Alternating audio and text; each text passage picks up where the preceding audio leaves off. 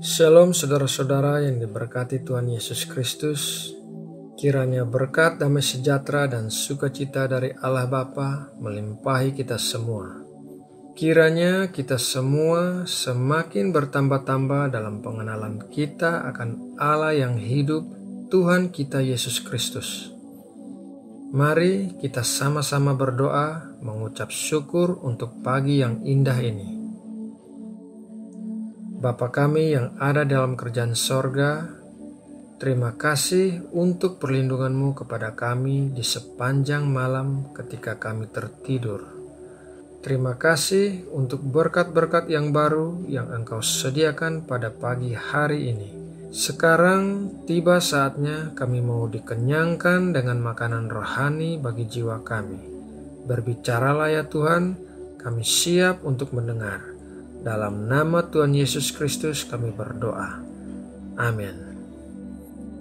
Saudara yang dikasihi Tuhan Yesus, di zaman teknologi canggih seperti sekarang ini, kita banyak membaca dalam forum-forum media sosial tentang perdebatan-perdebatan yang terjadi mengenai berbagai macam peraturan keagamaan.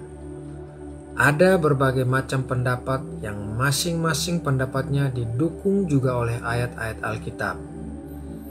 Hal ini terjadi juga di jemaat Roma, sehingga Rasul Paulus menulis dalam Roma 14 ayat 1-8. Demikian bunyinya.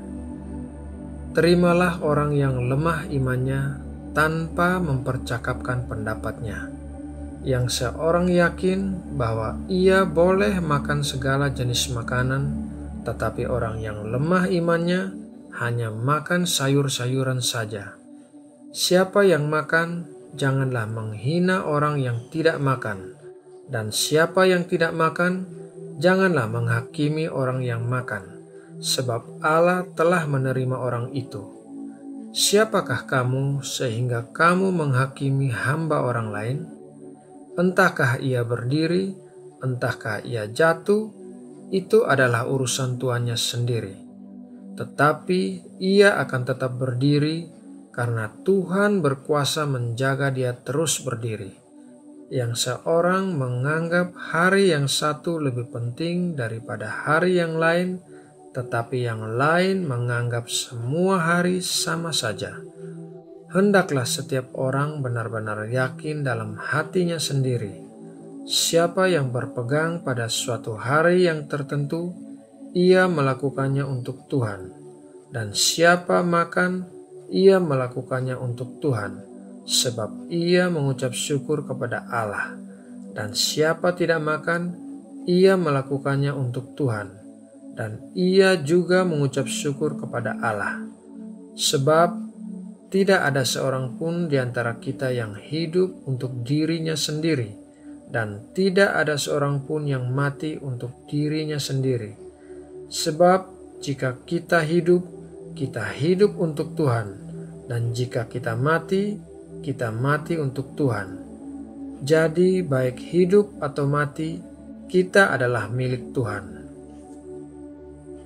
Tingkat pengertian orang-orang tentang firman Tuhan tentu saja berbeda-beda, tergantung dari pengalaman mereka bersama Tuhan dan pewahyuan dari Roh Kudus.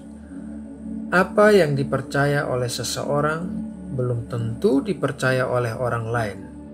Oleh karena itu, Rasul Paulus mengajarkan agar kita tidak menghakimi pendapat orang lain, sehingga hal itu menimbulkan perpecahan dan perselisihan. Kita semua adalah hamba-hamba Tuhan. Jadi, apabila seorang hamba jatuh atau berdiri, itu adalah urusan tuannya. Dalam hal ini adalah Tuhan sendiri. Maksudnya adalah apabila kita sebagai hamba Tuhan memiliki pendapat yang salah tentang suatu hal atau peraturan, maka adalah tanggung jawab Tuhan untuk menerangi kita akan hal yang benar sesuai dengan firman-Nya. Tuhan akan menyingkapkan kita pada waktu Tuhan, sehingga kita bisa menerima kebenaran seiring dengan pertumbuhan rohani kita.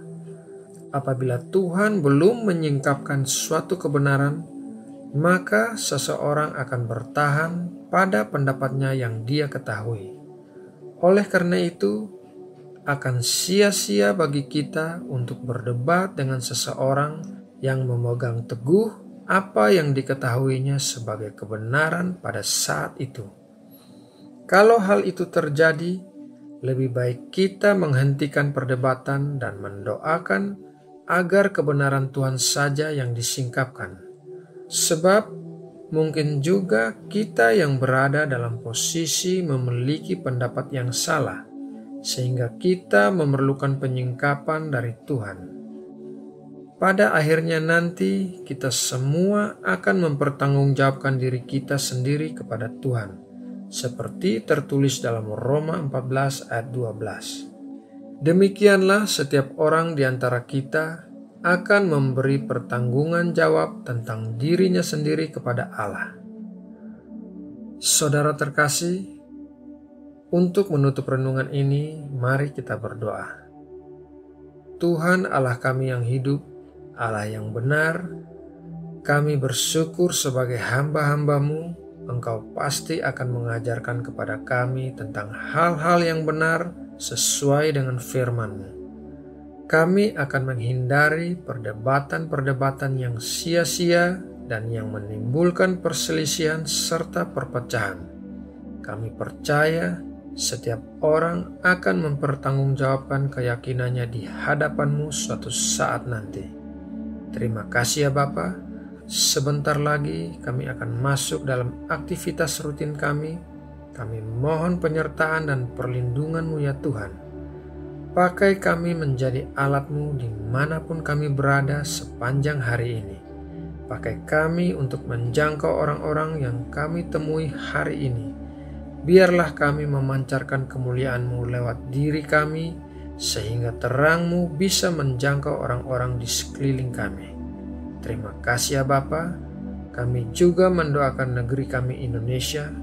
Kiranya damai sejahtera-Mu senantiasa memenuhi Indonesia, dan negeri ini bisa bangkit, pulih mengatasi keterpurukan oleh karena tangan-Mu menyertai Indonesia.